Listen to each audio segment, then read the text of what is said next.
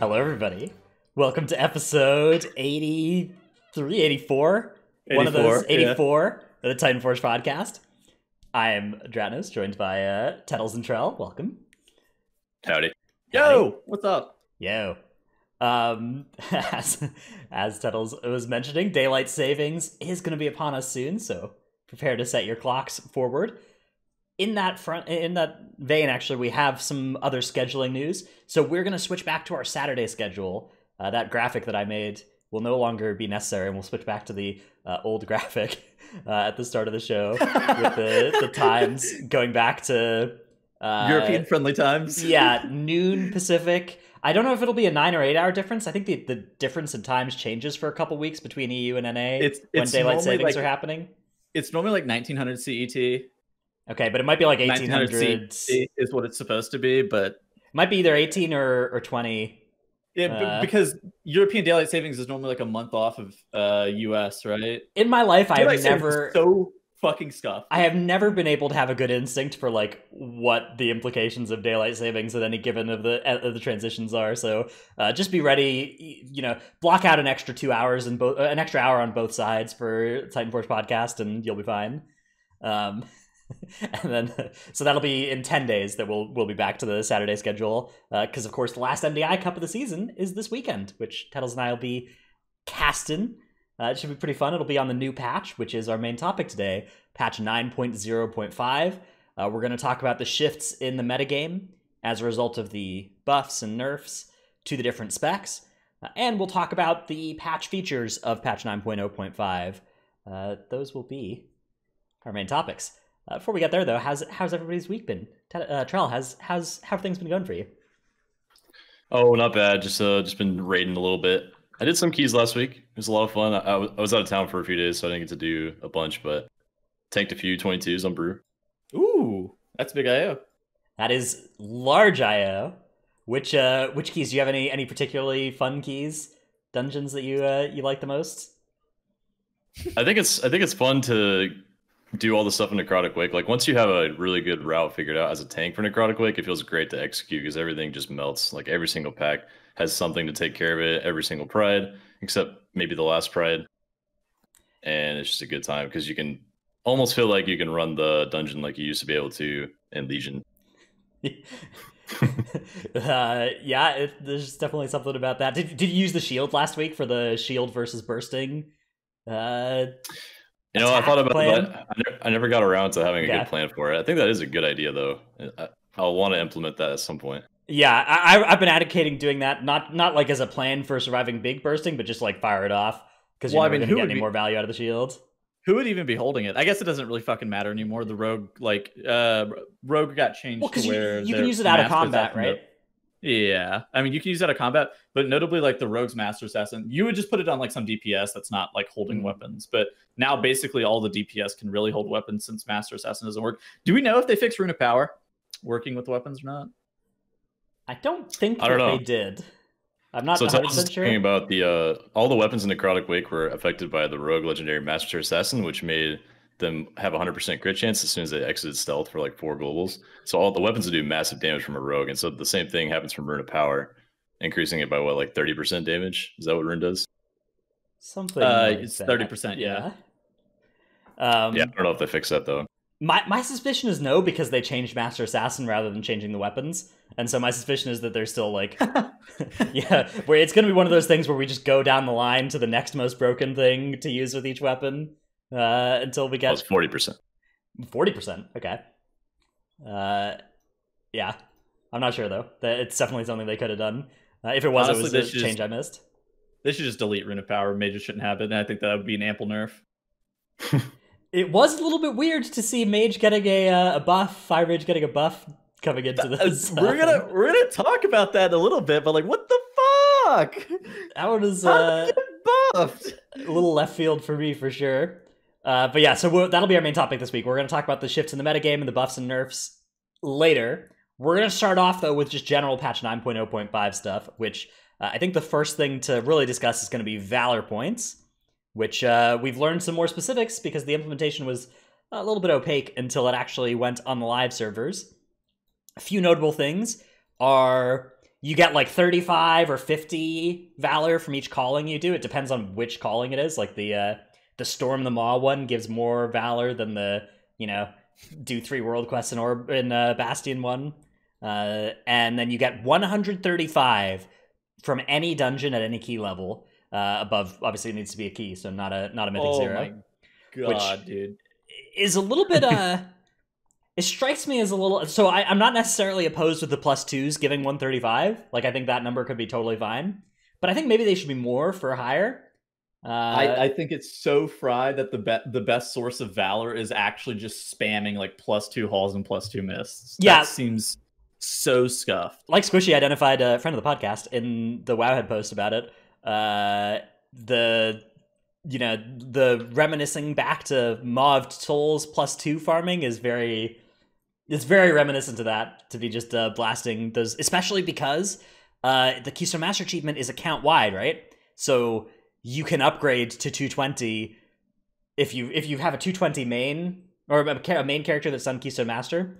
Then your alts can just spam +2s, and it's a lot of +2s, but you can get the items and the Valor to upgrade all the way to 220 just from doing that, which I don't think it's really efficient. Like, I think you should at least do a couple of the 14s, because it'll save you a lot of Valor to get the item dropping at 210 or 207 rather than dropping below that.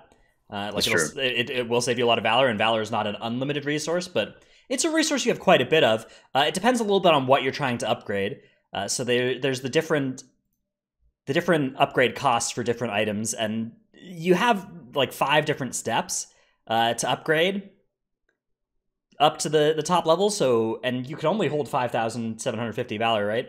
Or 5,750 Valor this week, and that'll go up by a pretty slow amount. But so if you're trying to do multiple pieces, it does actually behoove you to get the base item at 207 or higher. There's not a difference in the Valor it'll cost if it's 207 versus 210. But if you drop it below 207, you'll have to do another step. And of course, if you drop it down at 184 or whatever, you're going to have to do several more steps. I mean, this is great for alts as it is current implementation. I don't think it's... Okay, so the pros of this, very good for alts.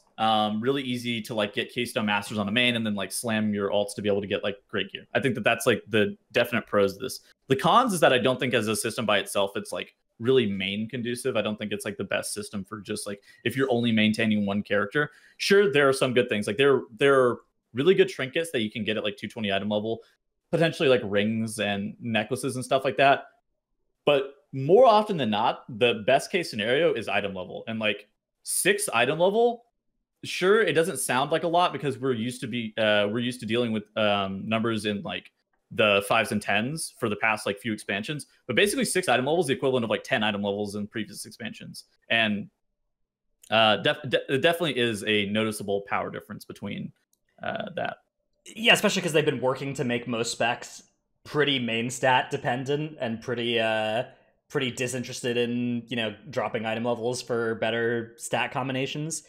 So yeah, I think your diagnosis is correct that especially at this point in time, like mythic rating mains have little to gain from the Valor point system for the most part, with the exception of, Inscrutable Quantum Device or Blood Spattered Scale or that trinket out of Spires or the trinket out of Theater, right? Like those sort of items at 220 are absolutely worth considering for a lot of classes. Things like Halls of Atonement Ring also is like really good because it's like so mastery heavy. Right. And there's no primary stat on rings, so those are the slots where specs are most willing to drop item levels if they have a disparity between how good secondaries are for them.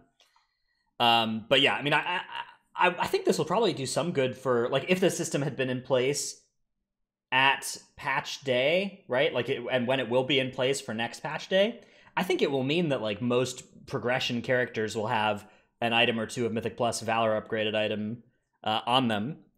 Yeah, I would agree. Like, I think this would have represented for Hall of Fame guilds probably 2 or 3 220s in slot. And the thing is, in a way like PvP, it is very targetable, right? You get to decide what you're going to spend your Valor on. You do have to get the item to drop, but for a main character, that's not a concern, right? For a main character, you'll just do the dungeon until you obviously it's a pain, but it is not it's not like a barrier to you getting that item that you need. Right? I think that's coming from an opinion of somebody who would end up running like funnel groups too, though. Like all three of us would run funnel groups meaning that we would have people like prioritizing us to trade us shit that we need. Like, and it's like, oh, I need this really bad. I don't care if this is your healer like dream to have this IQD. You need to give this to me right now. I need it. Maybe. I mean, I don't. I like. I mean, I play tank, so the first couple weeks of the patch, I just get you just trade everything. Anyways. Yeah, trade all the all the stuff as well. But I think that it's like for a mythic rating main, I think it's pretty reasonable to expect that, especially by the time you get to the end boss, you'll look at your worst slot and you'll upgrade that with Valor points to, like, my character had a couple of M plus 203 or 207s that would have just been 220s in those slots, and that would have been, a sizable upgrade for progression this tier. Yeah. Especially if the PvP cap resets, which I assume it will, right? Like, you get one PvP item and then you just like find your other worst slot and fill that with Valor. Right. For a few weeks at least. So yeah, certainly the one problem with this system from my perspective is that, they PvP came in at a really high level at the start of the expansion, and then during this patch they've buffed both raid gear and and Mythic Plus gear, right? And I think those were good because I think there was such a big disparity with PvP. But the problem I foresee is that start of patch, that player who can do all three forms of content and who does, grind all three forms of content is going to be gearing up 3 times as fast as somebody who does just one. And I think they should gear up faster definitely. And gear up better. Like, I think that's reasonable, but I think that there should be systems in place to prevent it from being 3 times, right? I think there should be diminishing returns for each form of content you do beyond the first, such that it's not like a huge advantage, right? I think that there are advantages that are big enough to be very significant that all the high-end players will chase, that will be less punishing for the one form of content only players. Yeah. We'll see how it ends up shaking up. I'm sure that there will be like a lot of different problems. I mean, I remember at the beginning of the patch, we speculated that this wasn't going to, I at least speculated this was going to be a huge issue of like, oh, I thought this was just like gear hangover. No, this system actually just sucks ass with how the gearing works. And then you look to the future and you're like, how the hell am I going to get a 4-set bonus ever? Well, there's no 2 sets are not on the horizon, right? For 9-1, it's if those are coming, it would be 9-2 now at the earliest.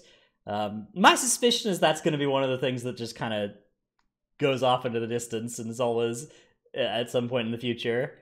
But maybe I could be wrong about that. I don't know. I mean, I think the Valor points represents like a serious amount of work that they've put in to try and address the problems that people were having with the system as it was. So I think that definitely deserves a lot of credit. And I mean, nitpicks aside, I think that the system is going to be very good for a large amount of players that we're feeling extremely underwhelmed with the incentive to run Mythic Plus this expansion. I think basically if you don't Mythic Raid too, like this is like pretty good. Yeah, if you don't have access to those 226s from raid and PvP, the gear is incredible out of this. This is very good.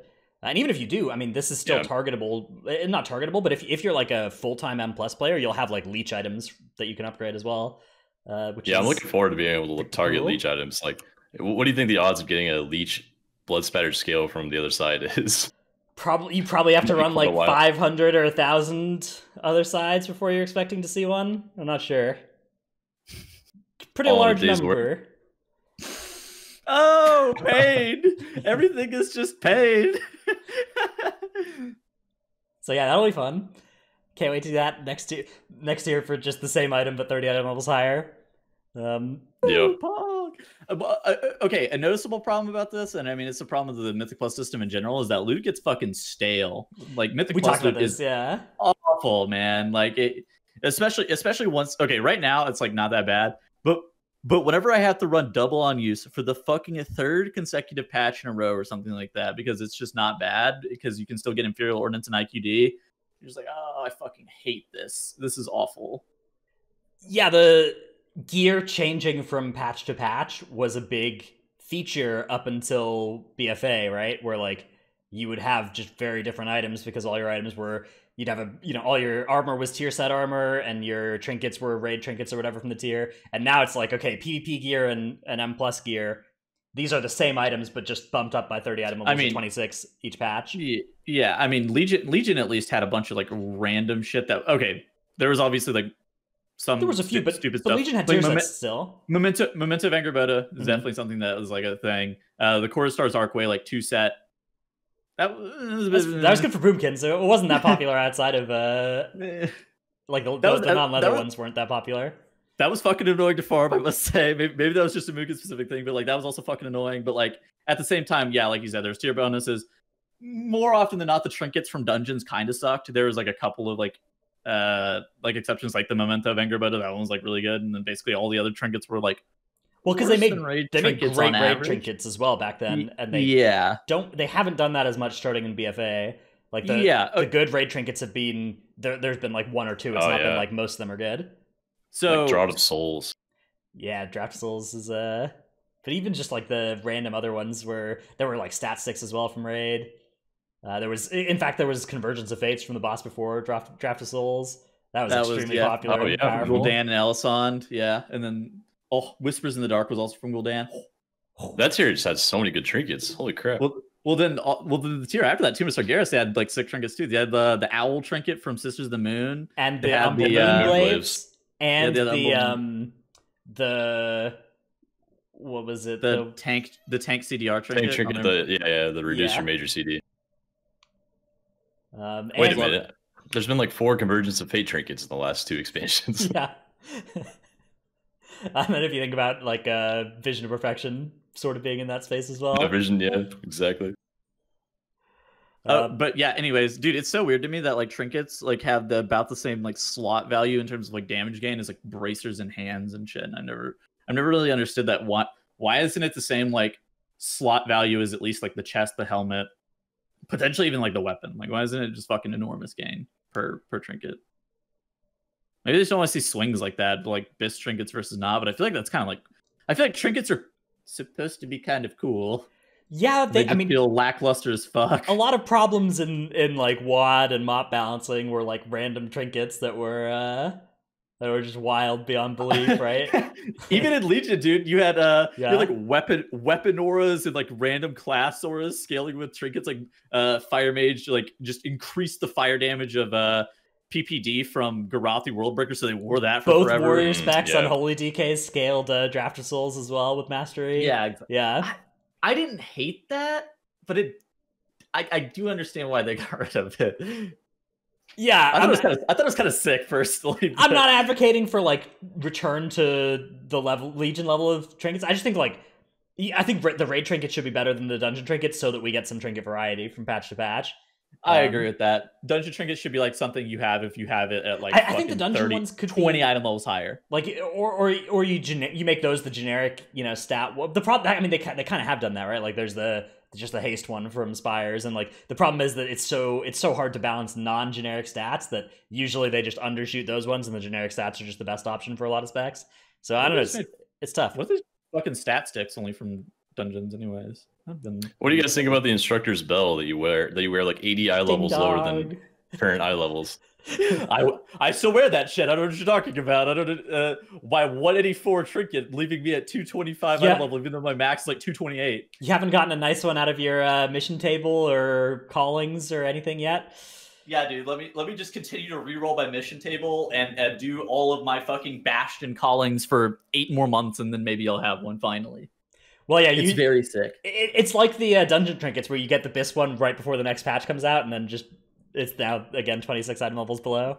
Do you remember that bullshit Devil's Shoulder shock baton? Yes. This is like a fucking ancient throwback. That trinket was bullshit, and I have like fucking PTSD from Suramar. Yeah, trying to farm that bullshit ass trinket too. And then I have this goddamn bell that I'm farming in current Shadowlands. That shock baton, and it was like 850 as a world quest reward, and that was good for a lot of specs, but it could Titanforge. So every time it was up, you had to go and do that just in case you could Titanforge that thing up to, because if you got that thing up to like 875 or whatever, you're just like, oh, that thing was your top damage. It was bullshit. It was like fucking 8% of your damage or something. It was like Devil Sore Lash. You're like, what the fuck, man? Yeah, you remember Arcana Crystal as well, that expansion from Wither Gym? Oh my god. Every single character is so good. Yeah. Anyways. And then they added the relinquished trinket system, and you were just rolling those, trying to get Arcana Crystals and Stat 6. Yep.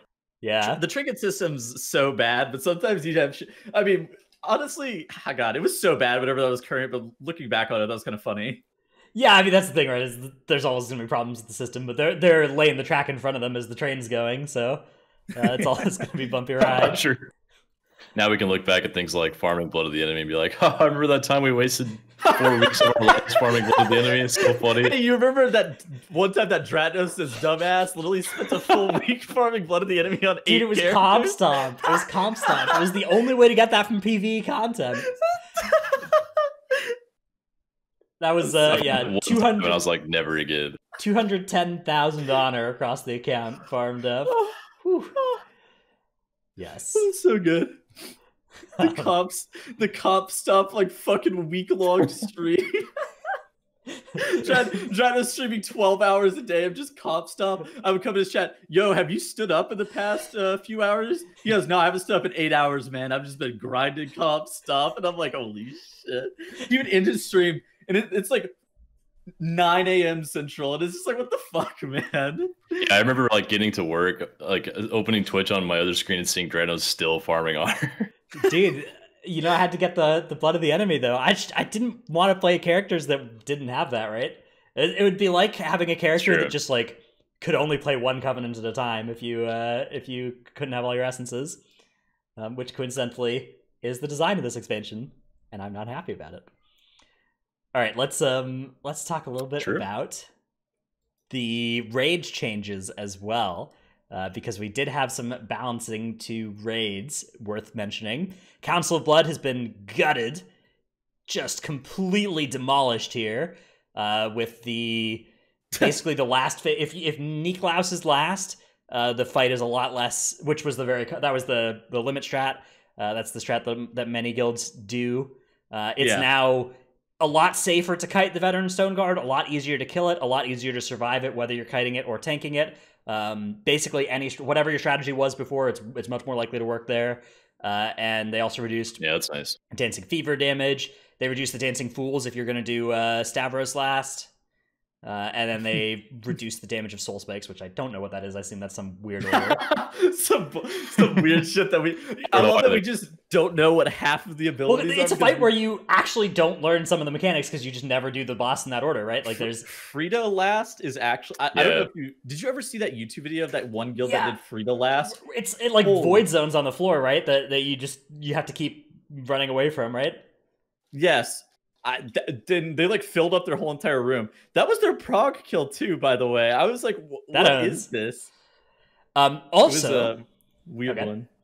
Also, we have the mythic cross-realm mythic Castlanathria is now available, starting for all players, thanks to the Alliance Hall of Fame filling up. Which, there's a long story about the like the amount of that was sold. Like sold RMT done in the Chinese region, and then there were some Wowhead posts about it.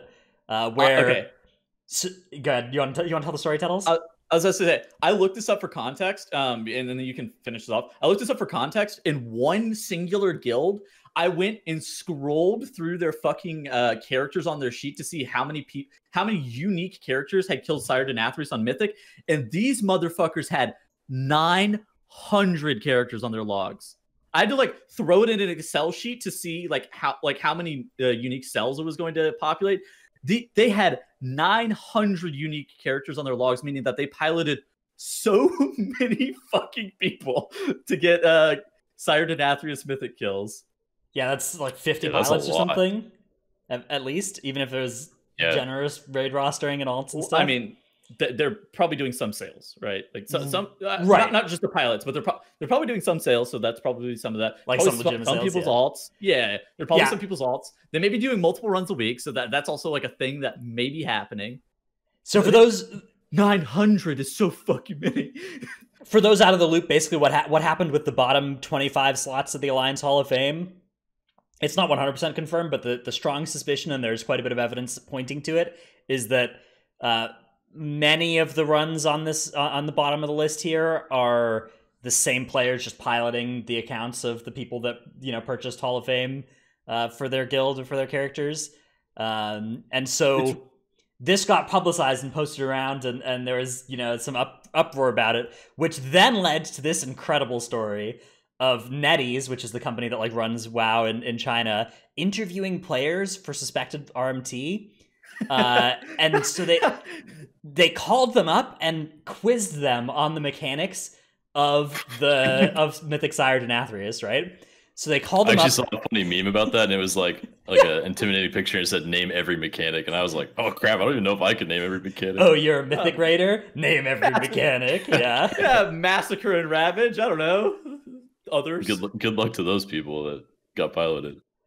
Yeah, well, because the thing is, there's at least one player in my guild that you could give this interview to who played who played for us on the fight that could not answer any of these questions.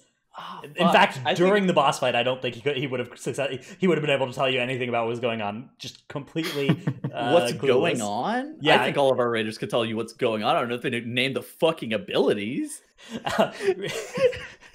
Every single week, he's like, "Did Massacre get faster?" Does he die every week? And then, like, after like 5 pulls of the new cultist animation, he was like, "Did they change how this mechanic looks?" Not immediately. Whenever you saw it, you're like, "Oh, what the fuck? They changed this." It was 5 pulls in, huh? So thank goodness there hasn't been an inquisition on us there, because they called up that guy, our whole guild's getting banned. What do you think about them interviewing people like that to try to see if they're piloting? There's no way this is like a sustainable actual policy for how you deal with suspected RMT, right? Like, that's just so, like, I could see it maybe just being a one-off thing in this one case, but it's not like this can actually be the way that you handle RMT, right? Because, like, if you do, then just the RMT companies will just give all the players like a little list of what the answers to the questions are, right, and how the fight works. Well, I heard that they may be like looking to arrest these fucking people too. Okay. Yeah, I mean, I have no idea. That was also thrown around. I don't know the legitimacy of that such like claims, but I did read that somewhere. Obviously, that's like unsubstantiated. Everything we're getting is extremely secondhand here. The Wowhead article suggests that the 30-day ban was from a different suspension, and the punitive actions in this case are ranging from deleting the achievement up to 7-day suspensions. So pretty light touch, although deleting the achievement, of course, invalidates the purpose of what you've done there. So I guess that accomplishes a lot of deterrence if people expect that's going to happen. I don't know. I mean, I think the Chinese community is also pretty pissed about this level of piloting. Like, what the fuck is that? Yeah. Well, I think the bigger problem is that it locks out a lot of Hall of Fame spots for the players in the rest of the world, right? And it even happened on Horde, too. I think the very last week before Hall of Fame filled up, like the night before, there was like 8 or 9 Chinese kills. I'm pretty sure most of them are suspected as sales and piloting, so it's pretty scary for a lot of guilds out there. It's whenever you see the kill times as well, where there's like 3 guilds that kill the boss within within like an hour of each other. That's definitely the kind of thing that leads to suspicion. But then, yeah, I think the most damning evidence is just the Warcraft logs that have like 5 Mythic Sire kills with different sets of characters logged to the same log.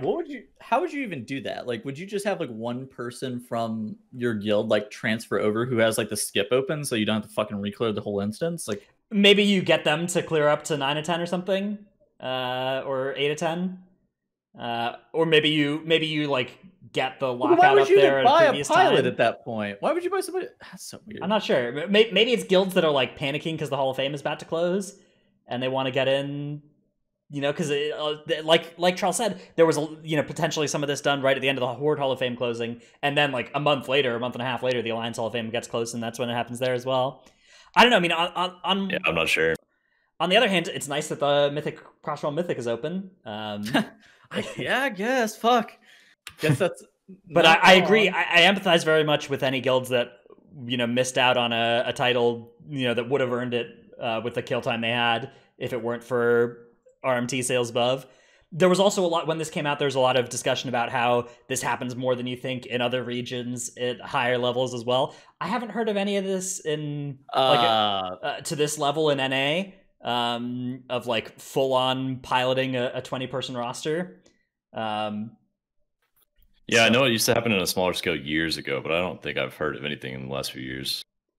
Definitely used to Right. So, I don't know if I want to throw like guild names around, but there are definitely a couple notable guilds. I guess the guild's dead now. Wildcard Gaming was notable for piloting a bunch of fucking.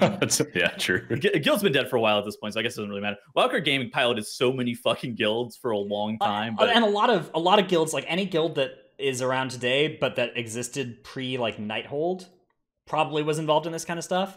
That was the Nighthold was like when the kind of the hammer came down from Blizzard in NA and EU that this was, you know, that you couldn't do this kind of RMT stuff. Fuck, what is there? There is that one guild that's is it Unwealthy Homeless Men?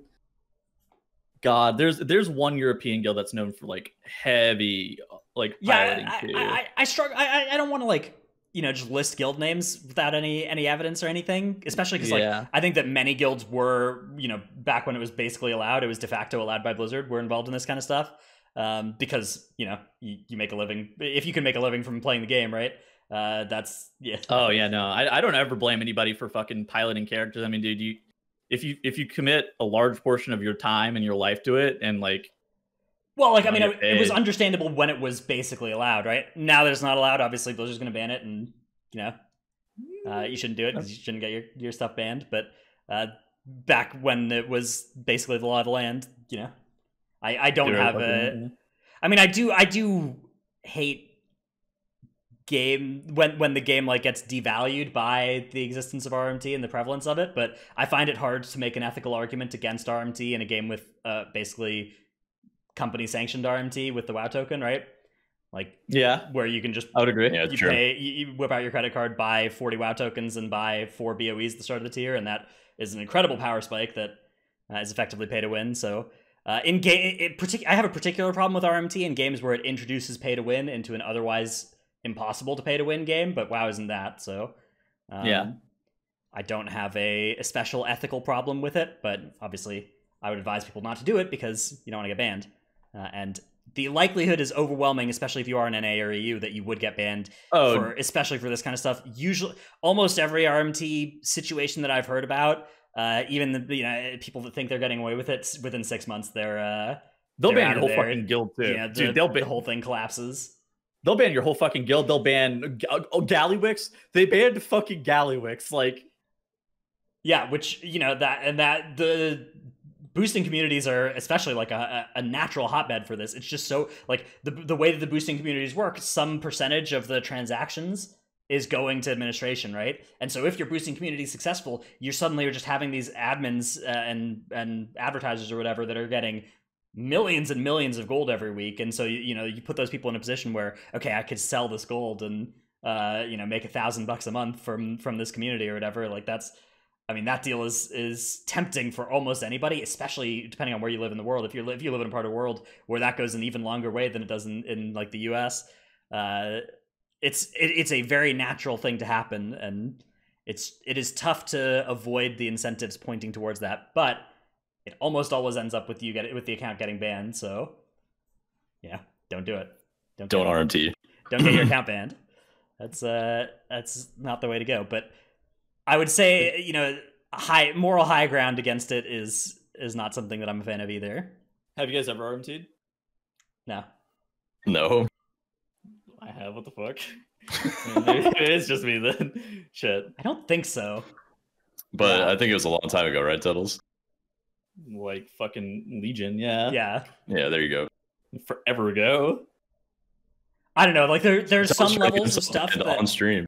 There's some levels of stuff that's like technically right. Like what if your friend's like, hey, I'll give you 50,000, or can you buy Call of Duty for me with WoW token or Battle.net balance, like gift it to me and I'll pay you in gold or whatever. There's like all those sorts of like, gray area, I guess, that can maybe technically against the TOS, but I don't think that's like RMT. I don't know. You're right. I wasn't boosting them. I was coaching them. Oh, of course. I was coaching them through Kill Jaden and Gul'dan. I see. just 19 people helping somebody learn the fight, providing education. That's dude, it was sick. It was actually really lucrative at the time. That's the thing. Yeah, it was extremely lucrative back then. But then a lot of top guilds got banned for it, and all the others that didn't were like, "Oh, this is not anymore." The whole entire guild, we got like $2,000 for a Gul'dan sale. Right. He's like, what the fuck? He's like, I guess. It's like $100 cuts for all of us. I was like, what the fuck is happening, man? Yeah, it's not bad for sure. Yeah, it's not something that really exists anymore though in this region because I would not do it anymore. Well, and the thing is, like you could probably do it once, but then you're getting your whole guild's accounts banned, right? And so it's like instead of getting this, being able to print $100 per week off of it or whatever, you're in a situation where just from a purely self-interested perspective, you're now looking at, okay, now I need to make a new account, and that's like the amount of effort that's involved in that is way not worth it anymore. So the incentives are no longer there to create that kind of play. But it's clear that in regions where they don't enforce that, or where the enforcement is less strict, there are still incentives for big time, more blatant RMT. So yeah, happens. It is always something to keep an eye out on, and I'm definitely empathetic as well for given that it is a global Hall of Fame. I think that there should be definitely some global enforcement of standards so that it's not unfair between regions about who can do what to get in the Hall of Fame. Is that technically doable? Like to see too. I'm not sure. But, I mean, if it's not, then there shouldn't be a global Hall of Fame. I don't know.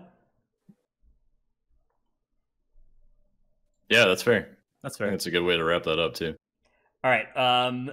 Let's move on to our Tip of the Week segment.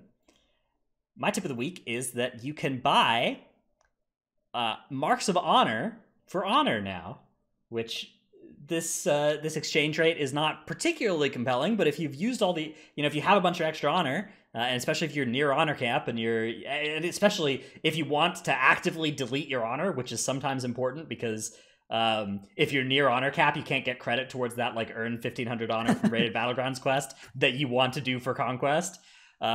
You can now buy Marks of Honor. So 5 Marks of Honor for 2,000 honor is now available from Purveyor Zokul in Oribos. So this is the one that sells the PvP, items, the aspirants stuff, and the legendary powers.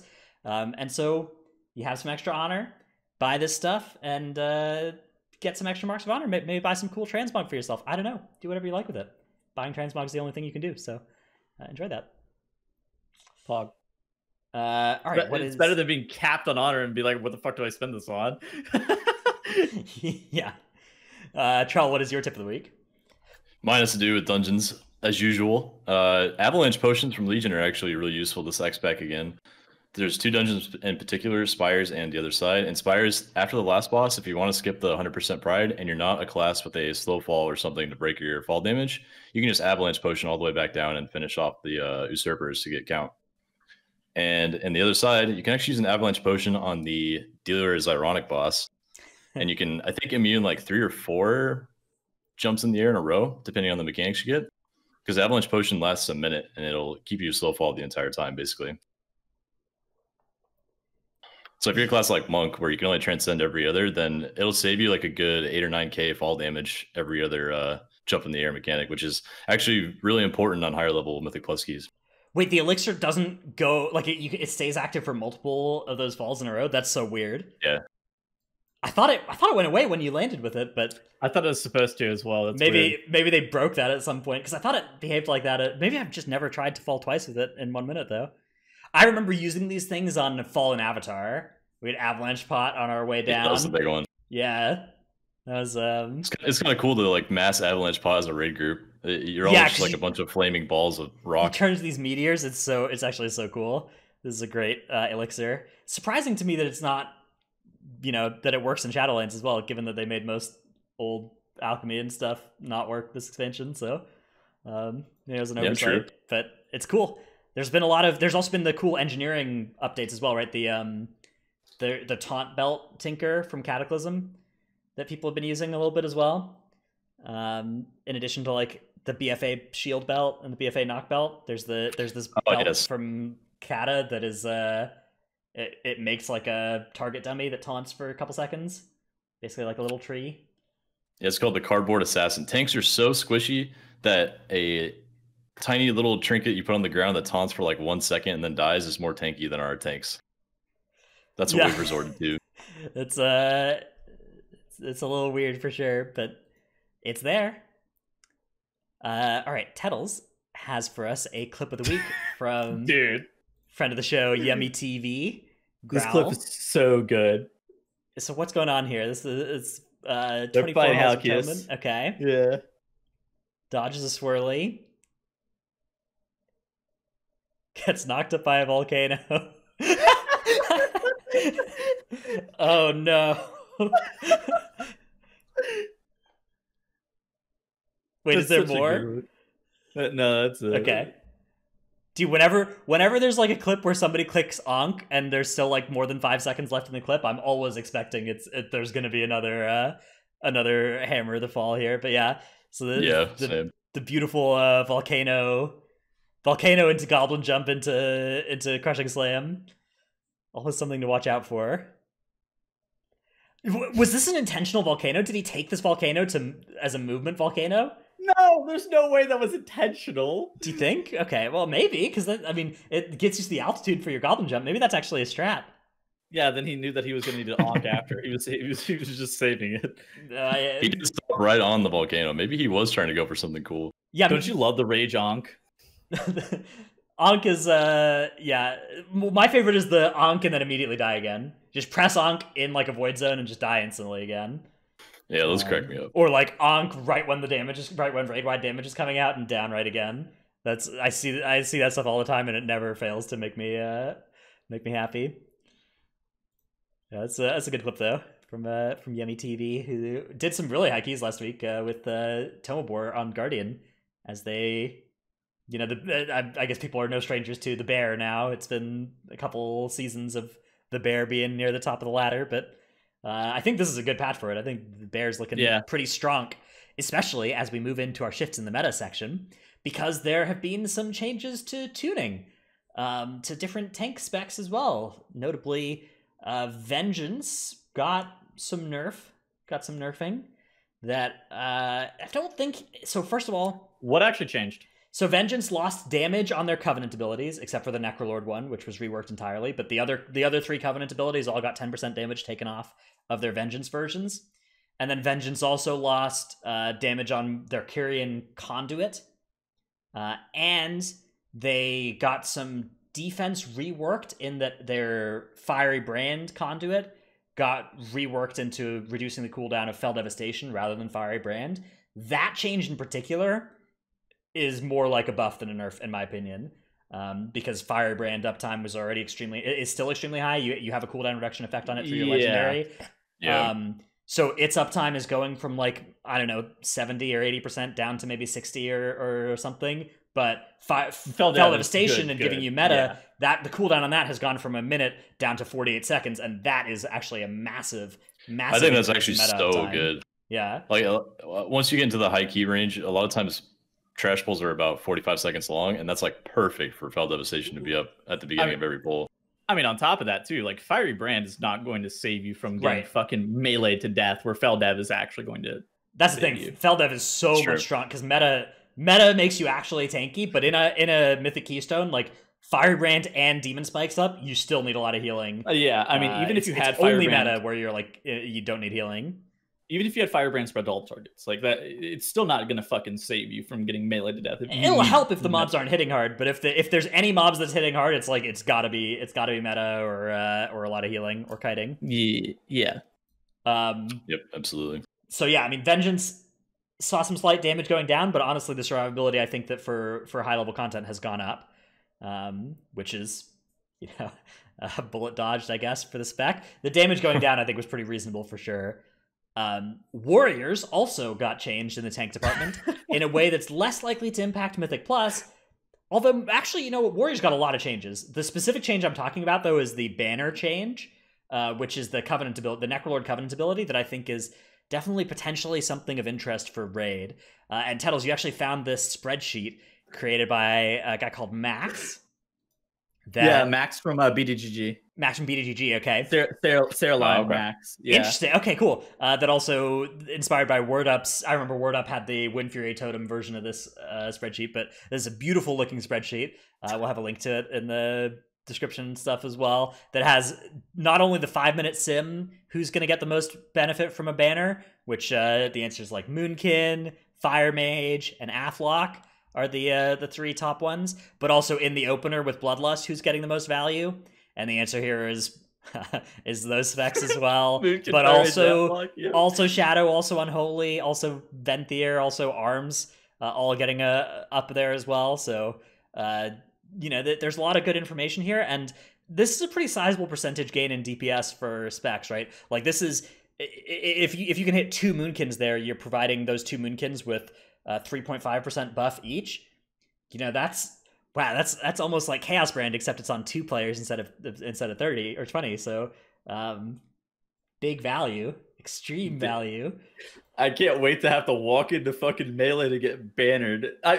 Dude, can you imagine just next season you just feed your fucking Moonkins Night Fae Priest abilities to get their Celestial alignment down to 2 minutes, and then you drop the fucking Warrior banner on them so they have CA Convoke every 2 minutes. That would be so stupid for a couple of fights. Like I don't even know how that would be a thing.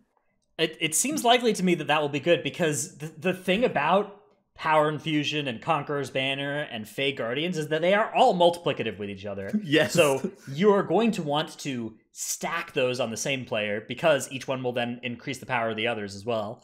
And so, yeah, something like 2 Moonkins, 2 Night Fae Priests, 1 Protection Warrior, just providing that support squad for the Boomkins, right, is something that I could absolutely see being good. One problem with that, one complication with that strategy for Raid is Fire Mage. Well, it's that Windwalker got a serious nerf this patch. And the fact that Windwalker's got like bug fixes and nerfs, bug fixes that effectively represent a big nerf for the very top level players of the spec that were making the most use of the different ways the spec worked. And so if that brings Windwalker to a point where you're not going to necessarily want to bring it, then you need the Brewmaster for the Monk buff. And if you still also want the Vengeance, then maybe you don't have the spot for the Prot Warrior. What's funny? So it's very interesting, but like if you're like an Arms Warrior or a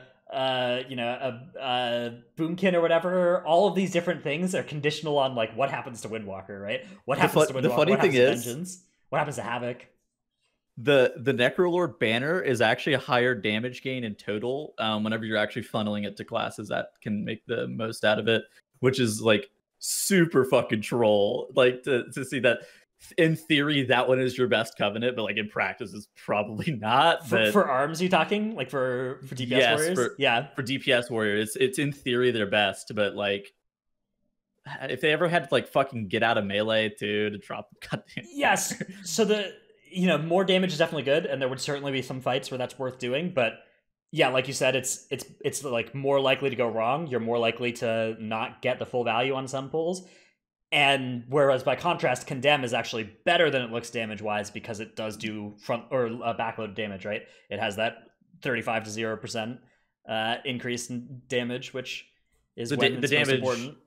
Yeah, when it's coming is the most important, yeah. So my suspicion is that you'll still play Venthyr DPS Warriors, but maybe not. I mean, maybe not. Maybe the Operation Turbo Moonkin, Operation Death Star. I don't even know if I want to play that. Like the first time I would do that, it'd be sick. This literally like doing it pull over pull. I think I'd just fucking become numb and just be like, this sucks ass. Now for Mythic Plus Warriors, there's been a set of changes regarding like their legendaries and their block up time and big damage buffs, 10% across the board, and then another 10% to Thunderclap. Anymore. Yeah, the reprisal legendary is the shield block legendary, where you get 4 seconds of shield block every time you charge or intervene another player. And that brings up shield block uptime from like 40% to 80%, which is humongous. And that's not even counting the bolster talent, which gives you shield block for the entire duration of Last Stand. So now a warrior can effectively have like 100% uptime shield block, which is the most powerful physical damage reduction in the game. And Mythic Plus, good. Their DPS damage is like super low still though. Like even with the Thunderclap buff, I think they need like a bigger damage buff, because like right now, aren't they really struggling to hold threat? Like them in like Blood DK, I think, right? It's tough as well, because if you're playing the banner because it's the highest theoretical damage for your group, it does not help you with your threat issues. In fact, it does the exact opposite of that. So it is certainly a challenge. They do have a commanding shout though, or whatever, challenging shout, AoE taunt. So that is 4-minute CD. That goes a long way though, having that for the pulls where your combustion and CA are used or whatever. I don't know. I think there's potential for Protection Warrior to make some moves in this metagame. It's tough though because I don't think the Vengeance damage is that bad. So good, and Chaos Brand is just so nuts. Like I don't know the fact that if you were looking at this Conqueror's banner thing, right, and you're like seeing these high numbers in blue being like 3.6, 3.3, and then Chaos Brand just exists and is just like everybody gets it without it being a Covenant choice, just by having the Demon Hunter in your group without needing to time it properly and everything is I feel like that should help illustrate just how much value you're getting out of that. Okay, in addition to those changes, we talked a little bit about the Windwalker nerf, which it's tough to exactly explain, but basically they fixed a ton of bugs around it. After playing it last night in Raid, you only lose damage on AoE outside of your CDs. Like, in your CDs, it's basically the same. You just have to play a little bit different. You got to fixate your clones after you get stacks. But outside of your cooldowns, you can't maintain high stacks, so you don't do as much AoE damage. So that's about it. Honestly, single target's just fine on Monk. Monk's not dead. It's just a little bit worse than AoE. Okay. That's good news for. Although it was a spec that really did excel off of its AoE in particular. I mean, it looked broken. The AoE that it was able to put out before, though. So at least the Raid AoE. True. The Mythic Plus side of things, we're talking now about a target cap melee spec, and that just has a bunch of inherent ceilings placed on how good the spec can be. I mean, I do think this is problematic for melee. I think you're just going to end up running with the changes today. If you had to run prog back, you'd run 5 fucking unholy DKs and 1 DPS warrior, right, or whatever. Well, yeah, I mean maybe with the new war banner thing. And then mages, or maybe not even DPS warrior, were a buffed spec on this list. Fire mages. Which is their legendaries. So in this patch, there were balance changes to legendaries where Blizzard took a look at the less well-performing legendaries, buffed them up a little bit. And one of those was this legendary called Disciplinary Command for mages. And so the only change that mage really got was this buffed Disciplinary Command, and it turns out it made it their best in slot legendary. And so they are now doing more damage. Fire mages. Mage got buffed. Mage is the hero class. Yes, Mage is the new hero class, for sure. We did see some buffs to specs like Havoc. Havoc did get quite a bit of change. There's also a lot of Covenant reworks, a lot of Necrolord. I mean, Necrolord across the board we saw buffs. Hunter got nerfed. Hunter got the biggest single nerf in this patch was to Hunter, which was this bug fix between their Wild Spirits and their Legendary that ended up being something like a 5% nerf, right? 5 to 7%. Which is substantial. It's a very substantial. I think it was every time they aim shot with the Serpent Stalker Legendary on, it would proc Wild Spirits twice. Mm-hmm. I think that's what it was doing. So it was just a ton of Wild Spirits extra damage, and now that's fixed.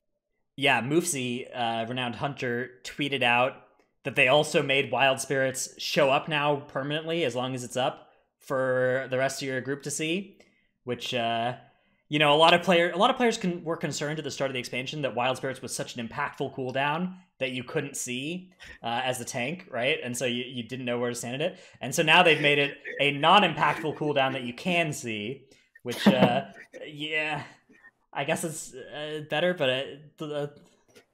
they should just make Ashen Hollow visible permanently, too. Well, Ashen Hollow, ugh. I mean, it's 30 seconds. That is a long time. I do think, some way of indicating where the Ashen Hallow is would be good, though. Not at its full intensity, though. Ashen Hallow and Fire Mage being notably absent from, the nerf list. It does seem a little bit strange to me, especially because it's not like they're bad in Raid, either. Fire Mage is maybe a little bit of a tough one to nerf for Raid, because they're not sick, but they're not bad. They were the best Mage spec. Dude, I don't even know what they would just hit on Mage. For me, because the most egregious part of Mage is the combustion CD reduction. It's fucking absurd. Well, I think that one way you could attack the spec could be the Flame Strike, Fire Patch, side of things.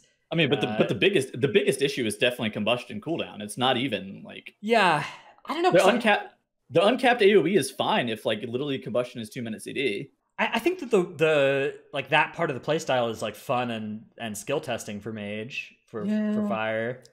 I don't know what the way to attack it would be, but I do skill think testing is fireballing every fucking global. Okay, maybe not. Maybe I'm wrong. All I remember is when I played Fire Mage, I was very bad at it. Do you guys must think make it a that- really high skill spec. Do you guys think that they are going to target cap the rest of the classes eventually, like Fire Mage? Let's say this. Do you think they're going to cap Fire Mage's Flame Patch or Flame Strike eventually? I don't know how they, because their whole thing with the target cap is that, you know, hey, we're doing this to show that to split up specs into different niches, right? And so like these caster specs, it's intended that they are uncapped. And that, you know, you could hit more targets with stuff like Blizzard and Flame Strike than you can. But they capped Ignite. Yeah, they did cap Ignite spreading.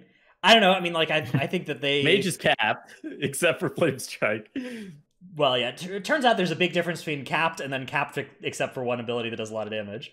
Those are two very different states to be in. Yeah, I think it's still a little bit too much over any other class, and I think they're gonna do something about it eventually. But I feel like target cap's gonna get a lot worse before it gets better. I think they're gonna overdo it and then finally realize, okay, let's uncap some stuff finally. Yeah, that's funny. My guess is it might be like a next expansion thing before we're out of this target capping hell. Yeah, I think that Mage actually may catch a target cap on their shit on 9-1. But that would actually not surprise me if Fire caught like a target cap. Yeah, I mean they could just strike. do a 8 target cap on Flame Strike or whatever. Either as soft for the or hard. as for the rest of the shit, I what else is uncapped? It's like AF and Moon Starfall. Yeah, Starfall. Yeah, but Starfall's Starfall next on the radar after Flame Strike, I think. I don't even think Starfall.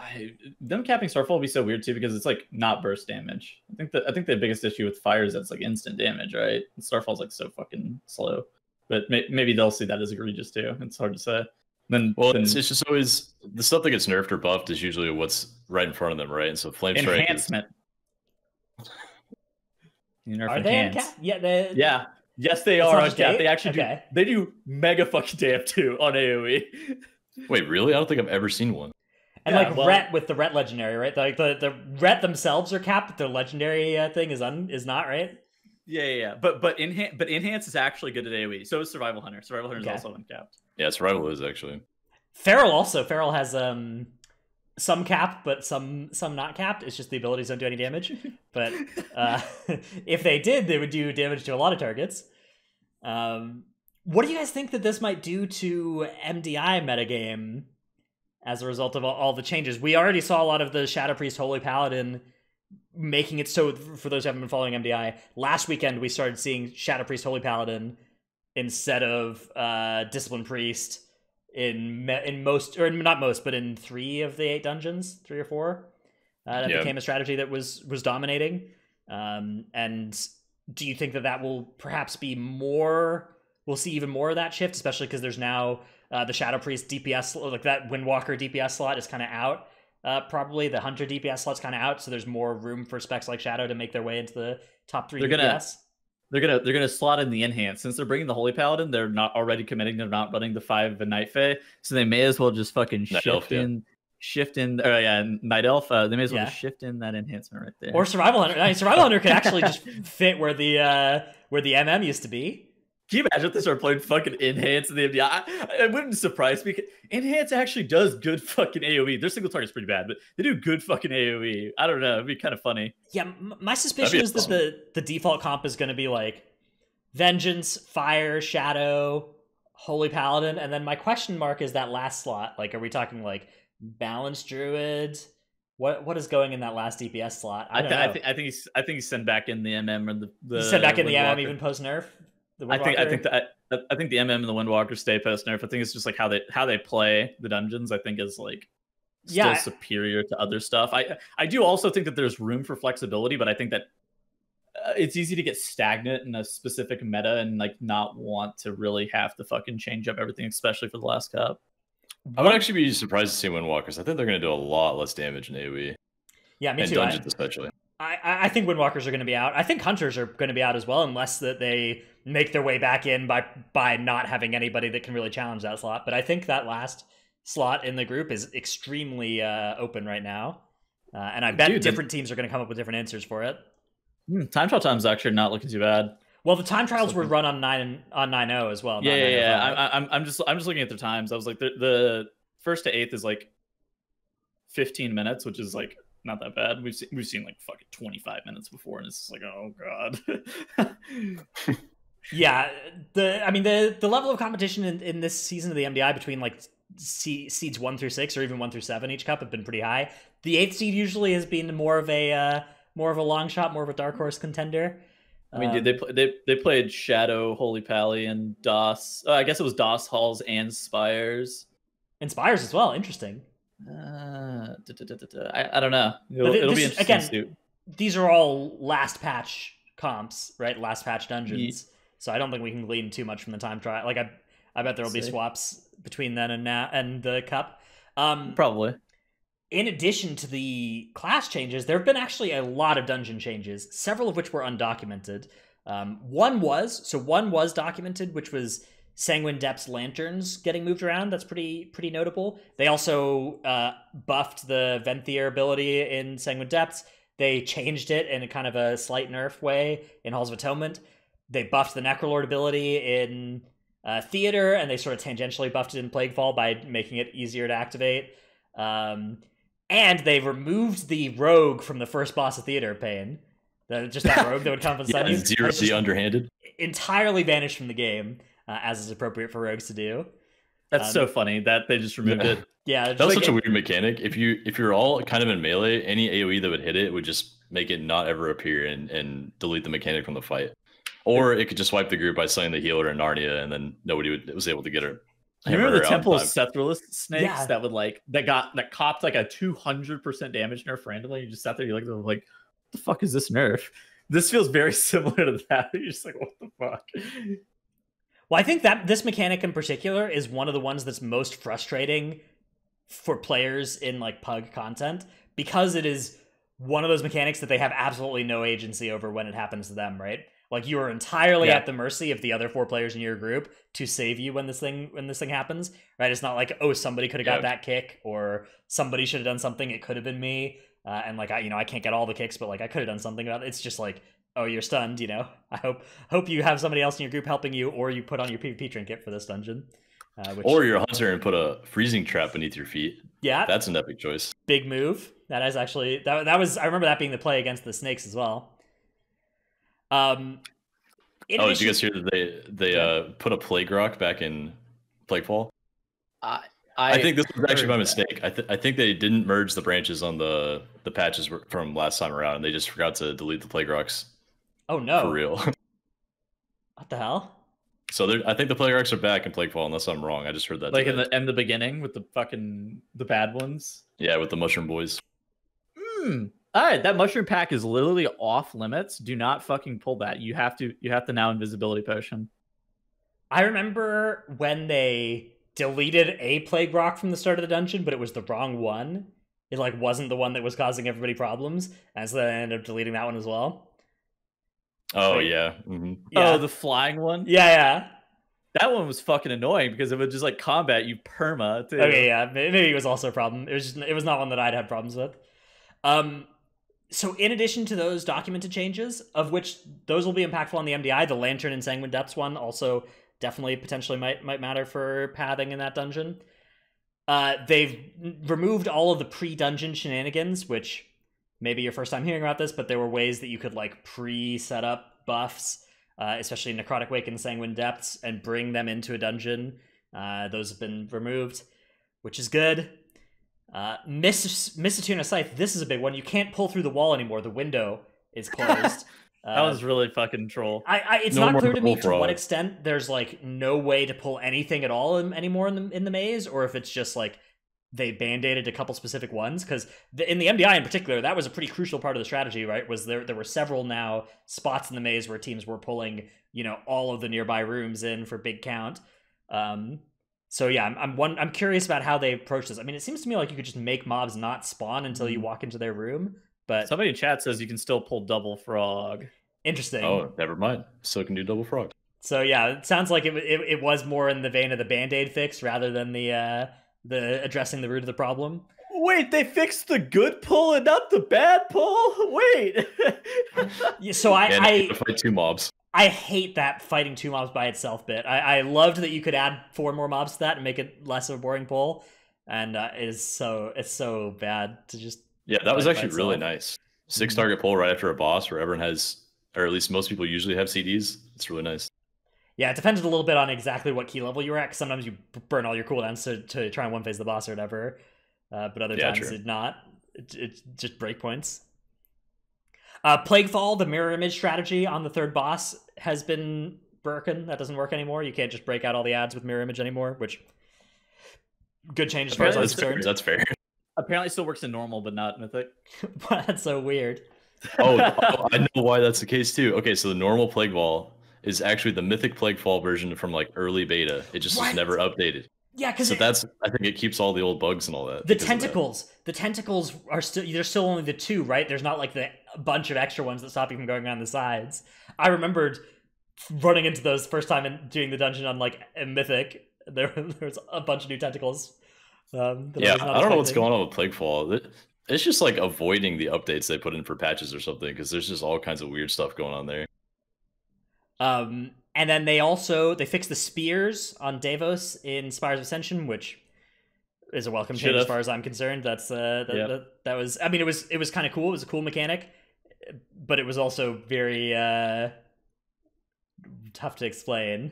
I'm not sure. I'm not sure to what extent they fixed the spears. I'm not sure if they completely removed the achievement spears on M+, or if they fixed them to not spawn the fucking orbs. I don't know to what extent that got interesting. Fixed. Yeah, all of these changes are potentially in that space of like, depending on how they fixed it, they might not have fixed it as well. Because like, you know, it's like, oh, maybe you could still mirror image like at the perfect time and it'll break the ads out. Maybe you can still use the spears at a different time and still get the effect, right? Okay. Apparently Growl went up there earlier and the spears just weren't there. Interesting. Okay. That might actually do it. I mean, do you guys remember the second boss in Eltharian's Lair from Legion? They tried to fix the weak organs from identifying the totems, and they tried to fix it like 9 times, and people found a way to break it every single time. I remember on that boss you could taunt right before he went into the totem as well, and like he wouldn't go into phase. That was one of the ways. They kept like nerfing that so that it got to like a 2-frame window to do it, but they never got it to 0. Well, yeah, no, they got it to a 2-frame window, and you got around that by fucking juggling a warlock pet into a tree taunt, and you can still get it. Yeah, that boss was 5.5 minutes if you didn't get the taunt, and if you got the taunt the first round, that boss was like 2:30 or something. So that was one of the tightest dungeons, and that was one of the biggest time gains that you could have possibly have gotten to. It was so fucking troll.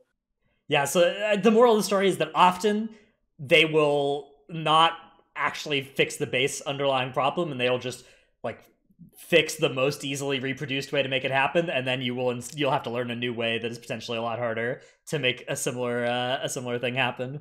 But it sounds like, you know, the solution of just removing the spears from Mythic Plus entirely is the actual way to fix the base problem on Davos. So kudos if that's the that's good. That's good. They did that. Juggling ranged warlock pet taunt was still just the funniest fucking thing. Us unpaid Q&A testers will find a way eventually. And then finally, the well, I mean, you do get paid if you discover it for MDI. That's true. The Dealer Zyxa strat, where you would pre-click the portal, has also been scuffed, where you'll now like fall out of the portal when your cast finishes and just like plonk land on the ground. Not entirely clear to me how, like, what all the specifics of this are, but my advice to people is just you can cast your mount during that channel, so just cast your mount instead, and then go click on the portal. Oh, really? Yeah, I did not know that. Yeah, that's cool. Or yeah, maybe you have to start the mount before the cast starts, but you can do both at the same time. It's weird. So that is I think the most optimal way to spend your time. I think so. Okay. I actually maybe the DOS I did was right before the patch, not right after. So maybe I could be lying. But definitely the pre-clicking the portal strat is don't expect that to work the way it used to. I don't know the full specifics of when exactly you can do what and have it work on that boss. Very minor stuff, but definitely jarring. I've heard reports of people falling out of the sky, which is not what you want. All right, that is the set of changes from the patch as far as we could see. Is there anything that I missed to cover here? No, that was just the shifting meta stuff. I think we're good. All right. let us do some thanking of the patrons, and then we will do our Q&A segment. So the wonderful patrons include Paul of US Proudmore, Sports Bra Hot Venthier GF of US Tichondrius, Riley, Missed a Scam Dungeon full of scam mechanics and scam bosses, Awkward Stonemall, Best 201 Disc Priest, and new Hero of the Horse. I wonder if that's supposed to be Hero of the Horde. It is. I think it's a running joke in the Titanforge community, though. Okay.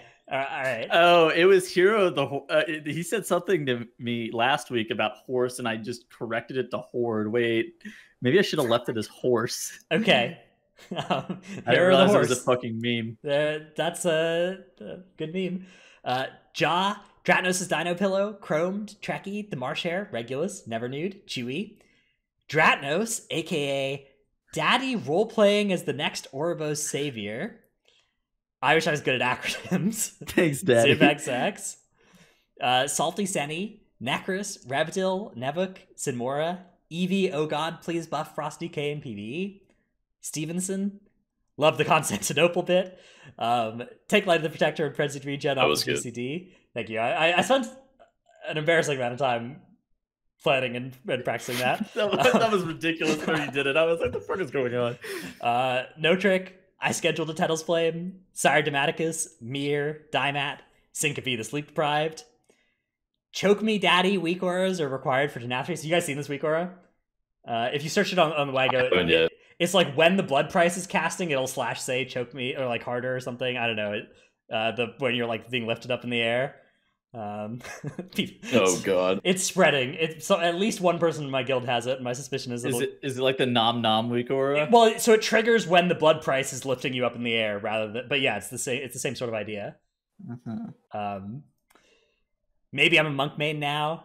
Hanny is going to pump in Shadowlands. Nyx, Flick, Foden, quote unquote, man of his word routes are better than Dratnos routes. Gallic, Drusive, Chewy, Dratnos routes Abyss. Dude, there's a strong battle going on about the quality of my routes here. Dratnos' Basement Escapee, Monka W, M Sanity, Canyon and Moonsonara of Emerald Dream Division 7, and Area 52 Scraw. Xena, Shadowcatra is the worst warlock on Zul'jin US. I assume we haven't gotten any angry letters from Shadowcatra about this being nope, I haven't got anything yet. So it seems like it's two friends. Love to see that. Red Color, Some Zero of Tichondrius, youtube.com/workbringer, and Morty died 6 times to mechanics last week. That is Rip Morty. Immortalized now forever in our segment. Thanks all the patrons. Let us move on to Q&A. Our first question comes from Contagion in Discord, who asks, can we get your opinion on the change to the keystone level you get from the vault? I've been thinking about it, and the only group of players I can think that benefits would be boosting communities. So there's actually quite a bit of context to this, which Blizzard announced last week that along with the original patch notes to 905, that you would no longer get your keystone based on your best so far this season, and it would instead go back to the BFA model of last week -1, or if you didn't do a key, or the week before that -2, or the week before that -3, whatever of those formula would be highest, basically. And people were pretty unhappy about that because a lot of people had liked the system of, you just keep getting 15s every week, and you didn't have to, do 2 keys per week or go find somebody else's key or do a higher key and then slide down slowly and then find a higher key again and slide down slowly, because that was kind of the play pattern that was encouraged by the BFA system. And so there was outcry about it, and then Blizzard updated before patch 9.0.5 came out with a solution that is now, if you time the key, you get the same level, and if you deplete it, it's -1. So now if you just time a 15 every week, you keep getting 15s, but if you deplete them, you'll get a 14 the next week. Which, to me, I think that's really good. To me, this is a reasonable change, and the question here comes from, this was a very common complaint I saw about this, is like, why are they changing something that works? Who asked for this type of stuff? But I think that there was a set of players that, if you got like boosted through a 15 or whatever, boosted through like a 19, and you're getting 18 keys in your box each week, and your character is like, you only are capable of doing like 6s normally or 5s or whatever, that's a lot of lowering of keys to do. And so I think it's reasonable that like one high key completion. There were players who it was like a jarring experience to be locked at getting the high level key every week. Now, the problem comes about from how annoying it is to lower a key, especially if you need to lower it more than 10 levels. It's impossible to do it without planning ahead by more than an hour. So that is another way to attack this. But I do think that is something that a lot of people don't consider is thinking about that. Those sort like whether there are more casual players who could perhaps have pushed up more seriously at 1 week with like a group, and then they're like pugging most weeks and they're getting these keys out of their box that are several levels higher than what they can do. And even if it's at that level they can do, they don't have that like pushing up key experience, or they just kind of are in this spot where they're kind of locked into this cycle of weekly no levering their key every week, which I'm sympathetic to wanting to fix that. So I think that the compromise they've come out with here is a great middle ground, where basically, most players are now going to be in a spot where they're still going to be fine. It is still a little bit worse for a couple sets of players. If you are if you were somebody who only played every other week, every couple weeks or whatever, it was nice to just kind of be locked to getting a nice high key that you could keep using. Definitely. That was something that was cool for some players, but on the other hand, I don't necessarily have a problem with saying, hey, if you want to keep your key high, you do keys, right?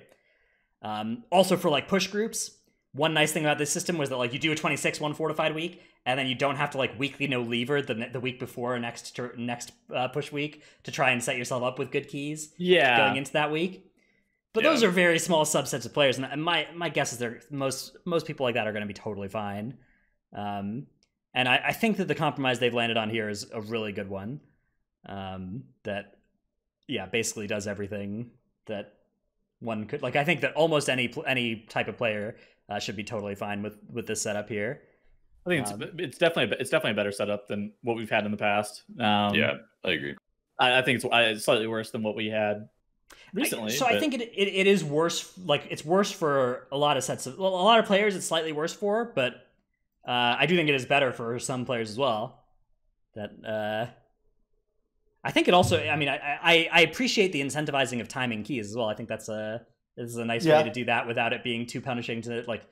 Because there's always this struggle with the game design between like how much do you want to incentivize the key to be timed versus how much do you want to not punish and like not cause people to leave when it's clear the key is depleted. And I think that this solution actually lands pretty well in terms of being a way that I think is healthy to increase the value of timing your key.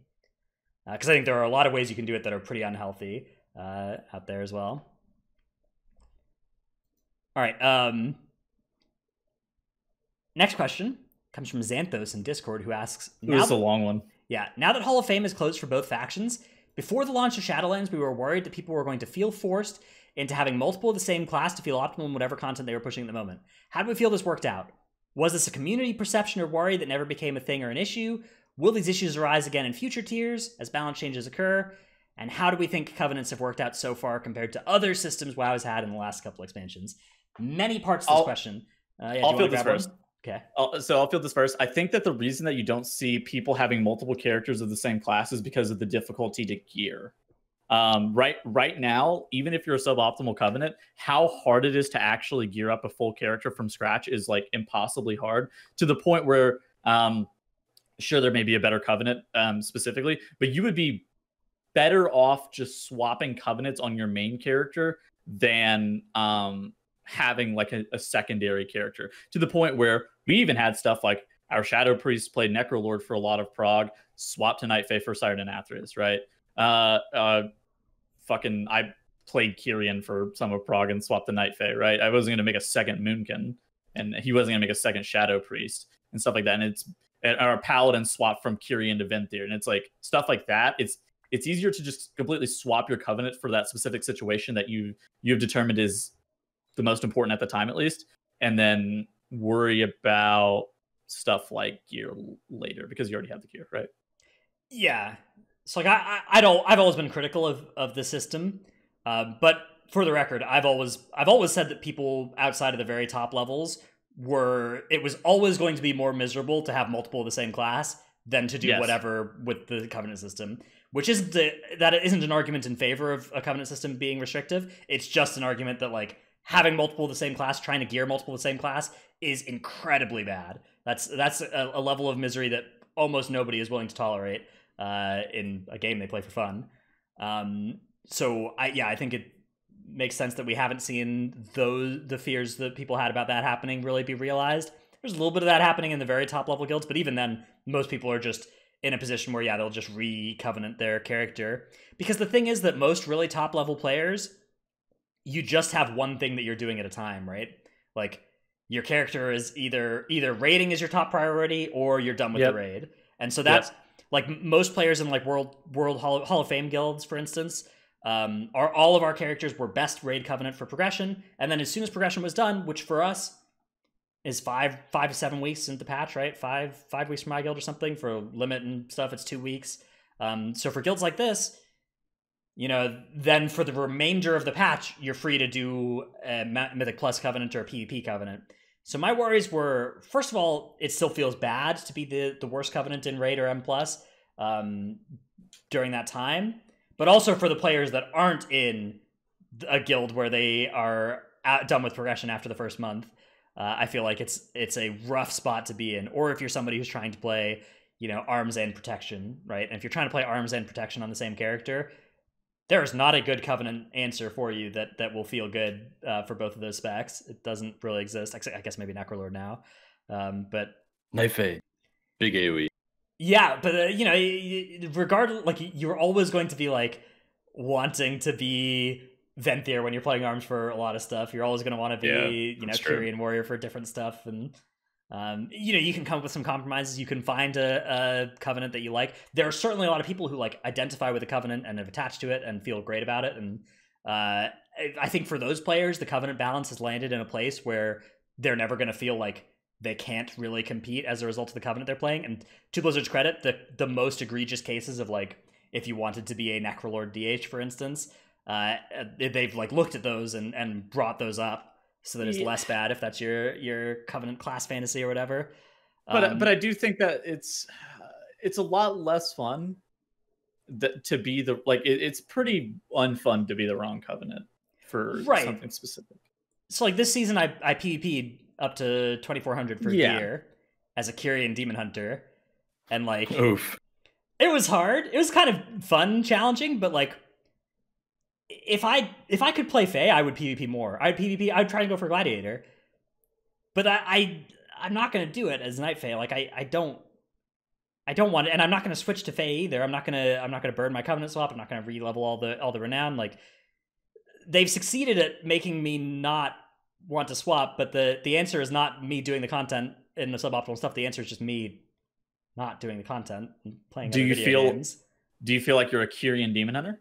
No, because I'm probably going to swap next tier if there's. I mean, I will just be whatever the best one is for the raid, and then like, if I get into M+ for season or something, I'll swap over to an M+ one if there's a clear reason. Do you think? PP, but again, more likely the answer is just, rather than feeling suboptimal, which for me is not fun, I'll just play other games. Do you think they accomplished their goal? I don't think their goal was for me to not play. I don't know. Feels bad. Their goal is like make a meaningful choice, but I don't know. I feel like they actually did accomplish their goal, but we all don't like it. So it's kind of weird. Yeah. I don't know. I mean, I feel like a lot of players are looking to make swaps now, though, right? Like are looking into making Covenant switches. I think the majority of people I know either have swapped or are looking at doing a swap for next patch now, which has made the choice. I mean, I bet that their goal from the start would have been that they would have wanted most players to pick one and stick with it for their character for the whole expansion, right? And I don't think, like, I think it's much more likely than not that I will swap my character at least once this expansion, and I think most high-end players are going to. I think you're right. I think I'll probably swap. Every Tettle swapped already. Yeah, I swapped literally during Heroic Week because I was like, holy fuck, I made a mistake. Right.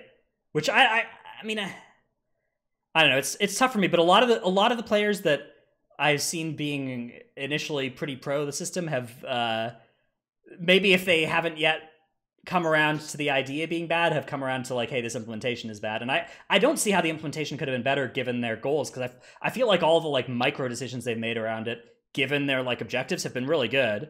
I feel like they've come up with a lot of good ways to keep the balancing good. I feel like they've done a lot of good stuff with like which ones they've picked to buff, and I don't think you could have asked for a better delivery of the vision, but I still am critical of the vision.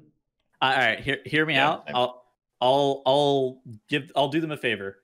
Delete conduits, make covenants swappable, and then we go again.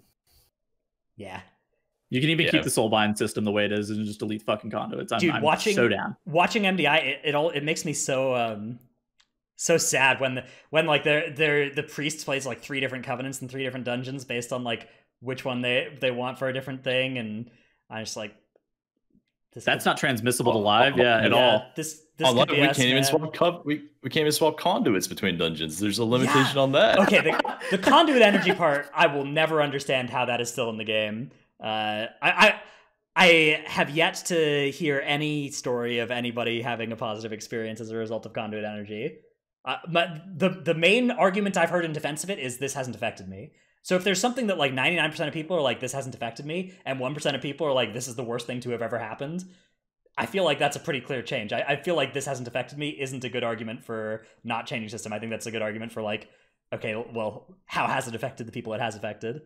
But I don't know. I actually, on our latest Titanforge Mimosas and Mythic Plus event this last Saturday, I played a soulbind with 2 empty conduits because I didn't have enough conduit energy. Like, that's what I literally had to do. At the very if they want to band-aid the system again, at the very least it should just not cost energy to slot into an empty socket. Like, come on. That's wild that costs energy. Blows my mind. Last Q&A question, which is more of a Q&A PSA, comes from A Fields, who asks, did we mention the Invis Potion bugs as of yesterday? Which is that there are now several abilities that will break Invis Pot. Among them, Ghost Wolf, I think if you have Spirit Wolf talented. Haramir, which is the Soulbind for Necrolords. And Fleshcraft in some way. I don't know the specifics of it, but basically there are effects that will like tick as healing on you that will break your Invis Pot, right? Pretty much. Oh, interesting. And it's de-stealthing people randomly whenever it ticks on you, and it's just like really annoying. Yeah. So it must be what Stagger was doing for a long time, where it just briefly takes you out of stealth and then you go back into stealth. But Invispots would just end entirely in that case. Apparently, the file trinket, the ooze stack. I heard about that. Yeah. I saw a tweet from like Undad about it, I think, or Yoda or some. Either Undad or Yoda. It's always one of them that is the first with the scoop on whatever the new bug trinket is. The new bug shit. Yeah.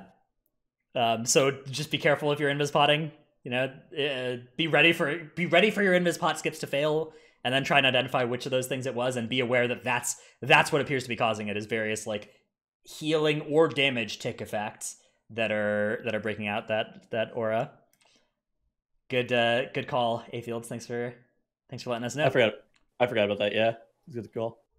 All right, that's our Q&A segment for the week, and that is our show for the week. We will be back on Saturday, not Saturday the 13th, which is in 3 days, but Saturday the 20th for our next live show here on TTB Tettles. It will also be earlier than these shows have been on Wednesdays. And then we will be going back to Sundays for the podcast, like for the YouTube and iTunes and stuff, versions of the show as well. So it'll be a little bit of a longer delay before our next show, and then we'll be back to the weekend cadence as the MDI will be over, of the regular season at least.